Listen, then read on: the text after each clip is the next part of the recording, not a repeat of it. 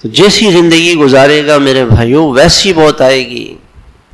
خاتمہ اچھا ہو جائے، خاتمہ اچھا ہو جائے ہمارا.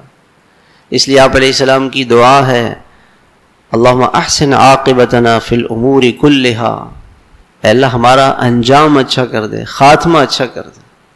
اور ایک اور دعا ہے ربنا لا تزغ قلوبنا. علماء نے لکھا ہے کہ جو آدمی اس دعا کو پڑھے گا تو مرتے وقت شیطان اس کو نہیں بہکا سکے گا.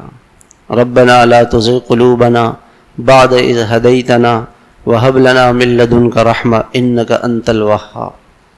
اس دعا کا اہتمام کریں. اور فرمایا کہ جو آدمی آیت الکرسی پڑھتا ہے تو موت کے وقت مرتے ہی وہ جنت میں جائے گا اور ایمان پر اس کی موت آئے گی. آیت الکرسی.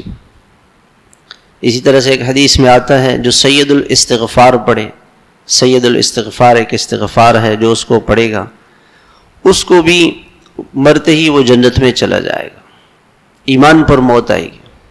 اسی طرح سے یہ جو حدیث میں آتا ہے کہ جو آدمی اذان کے بعد دعا کا اہتمام کرے، یہ درود شریف اذان کے بعد درود شریف پڑھے اور پھر یہ دعا پڑھے اللہم رب هذه الدعوة التامة والصلاة القائمة آت محمدا الوسیلة والفضیلة وابعثه مقاما محمودا الذي وعدت انك لا تخلف الميعاد.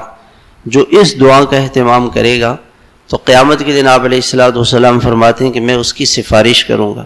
اس پر علماء نے لکھا ہے کہ اس شخص کا خاتمہ ایمان پر ہوگا، اس لیے کہ کافر کی سفارش آپ نہیں کریں گے. اسی طرح سے حدیث میں آتا ہے اللہم اجرنی من النار. جو آدمی فجر کے بعد اور مغرب کے بعد پڑھے گا تو اس کو اللہ دوزخ میں نہیں داخل فرمائیں گے، ایمان پر اس کا خاتمہ ہوگا.